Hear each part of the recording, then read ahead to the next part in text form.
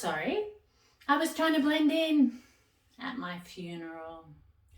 You should have heard the way they were talking about me. Do you remember the time that she... Oh, I think of her when... Didn't you and she used to...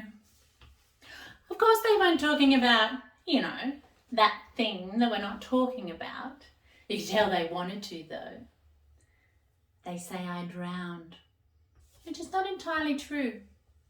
The drowning part came later. Time of death, 8:27.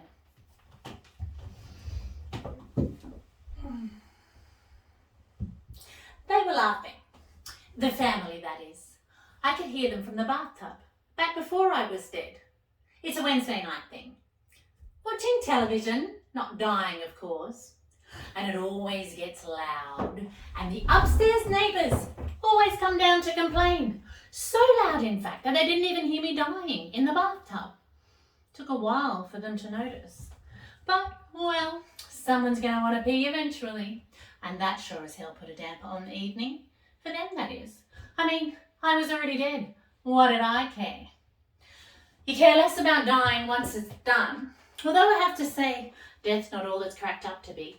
Bugger all fire and brimstone. And so far, nobody I recognise. Just lots of standing around. Lots of waiting. I guess you're probably wondering how it happened. Cause of death? Hypertrophic cardiomyopathy, a thickening of the heart muscle, left ventricular, blah, blah, blah. You don't really care, do you? You don't want the details. Well, not those ones anyway. Of course the priest mentioned it during the funeral. You could tell he'd been practising. Hypertrophic cardiomyopathy. He let the words hang in the air, floating there with the smoke from all the candles. Hypertrophic cardiomyopathy. Well, so much easier to say than masturbating, because that's what really did it. One damn fine, mind-blowing, heart-stopping orgasm.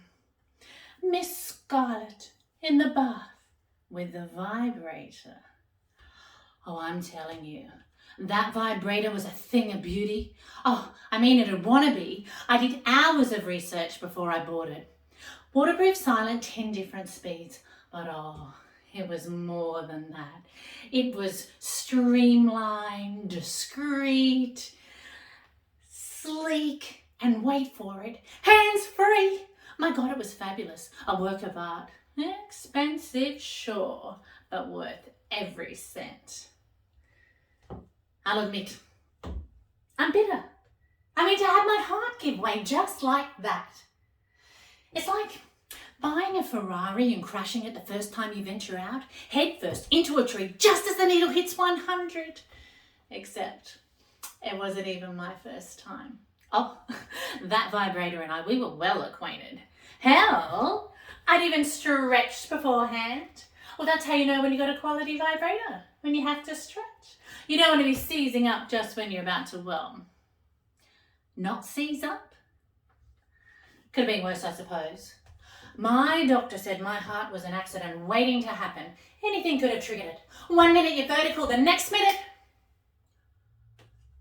Imagine if I was driving when it happened. Hell, I could have been driving a Ferrari when it happened, which, when you think about it, means that last orgasm was basically a community service. You're welcome. Still, I can't help wondering if that's why I'm still stuck down here. Whether I'm meant to be a cautionary tale for the kids. Keep your hands out of your pants or else.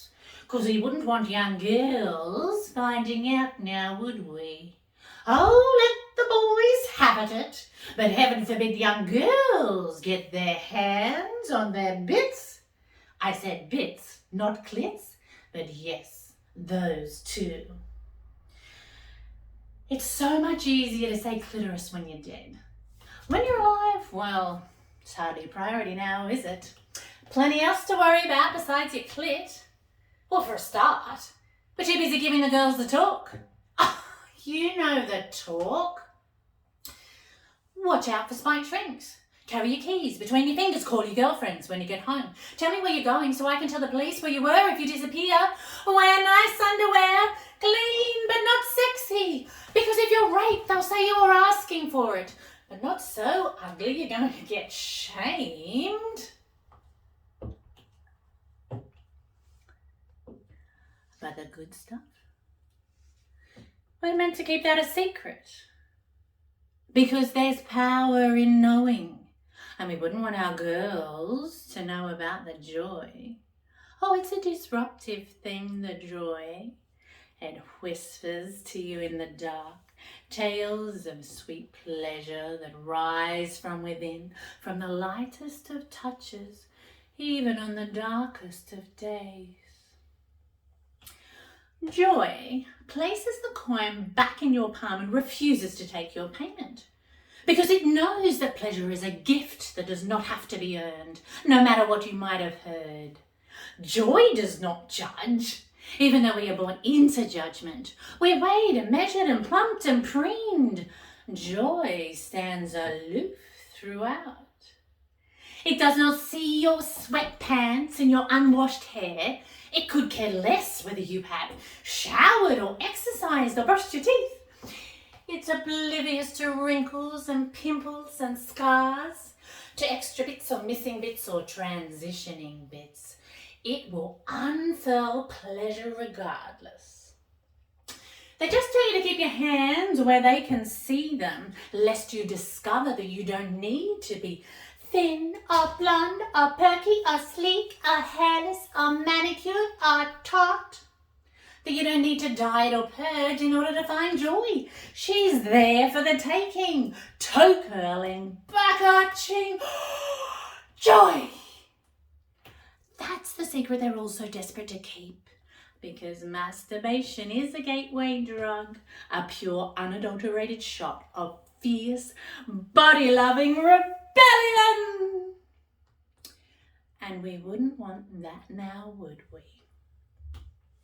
Because what would women even do with that sort of knowledge? They'd probably just be disappointed. With men. Not all men, of course. Just the ones who don't know where to find the relevant bits and clits. The ones who don't know how to ask for directions. Hell, a girl might even discover that it's not her fault after all. That she's not too old or too broken or too frigid. She's just grown weary of inexperienced hands hammering away in all the wrong places. Then again, I sometimes wonder that the reason we have to keep our hands away from our bits is in order to make space for all the other people who want to be up in our business.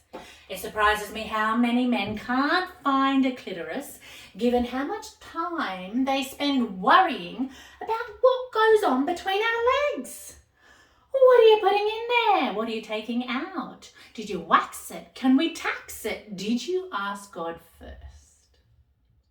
Look, I never wanted to be dead, but hey, if I have to stick around, I'm prepared to do what I can, spread the word, give some advice.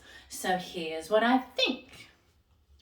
We don't laugh enough about orgasms, or death for that matter. We have to learn how to laugh, learn to not be afraid. And we need to find more cause for celebration. Celebrate our humanity while it lasts. Celebrate our resilience and our strength. Celebrate our goddamn joy.